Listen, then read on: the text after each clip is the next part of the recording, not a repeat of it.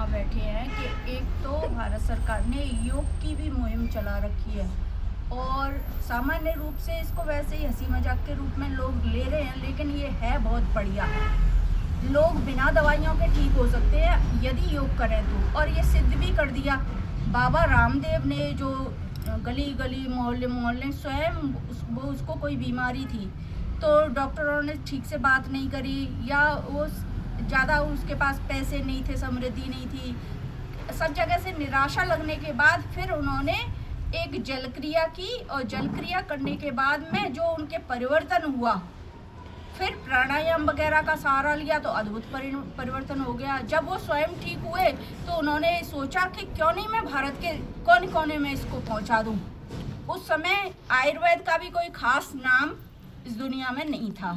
जैसे ही उन्होंने अपने भारत को जगाना शुरू किया तो 4 बजे उठ गए, 4 बजे से खुद करने लग गए, और फिर एक एक जो है ना व्यक्ति को उन्होंने चुना और फिर सबको योग करवाना शुरू कर दिया। तो जो बुरी से बुरी बीमारियां थी वो ठीक हुई।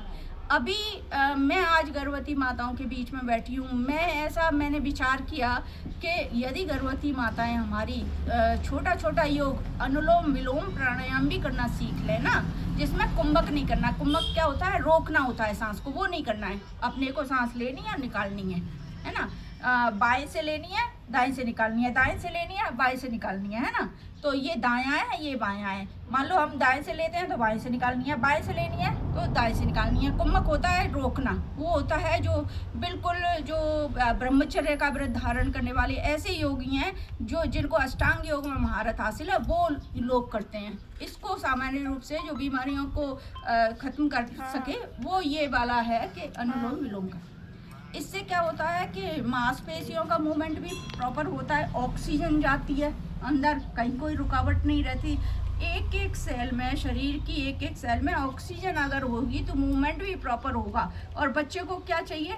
ऑक्सीजन चाहिए, मूवमेंट चाहिए, वो आराम से इधर उधर घूम सके, आप प्रॉपर खाना खा सको और पच भी सके खाना। ऐसा नहीं खाना खाया, खट्टी डकारें आ रही हैं, पच नहीं रहा है तो बच्चा जमेगा बीच में, मतलब फंसा फंसी होगी उसकी, क्योंकि जगह ही नहीं मिलेगी उसको मूवमेंट के लिए, और उसको आपके साथ साथ में उसको भी परेशानी होगी। तो ये सारा काम जो है ना एक सिंपल योग कर सकता है। प्रॉपर मात्रा में पानी पीना, सही भोजन करना जो हमारे जो शरीर के अनुकूल है और हित है, हमारे शरीर के लिए हित है, तो वो आपका हमेशा हित करने वाला ही है। इससे फ़ायदा क्या होगा? इससे ये फ़ायदा होगा कि आप अनावश्यक सर्जरी से बच सकती हैं।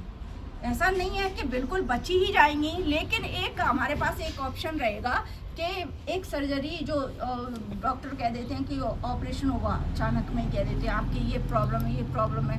पहले 99% लोगों की सामान्य होती थी, डिलीवरी सामान्य होती थी, इवन घर में ही हो जाती थी, दाई करवा देती थी घर में। तो ऐसे कैसे सामान्य हो जाती थी? और ऐसे कोई महामारी भी उसके बाद में भी हट्टी कट्टी 11 बच्चे पैदा करती थी औरतें।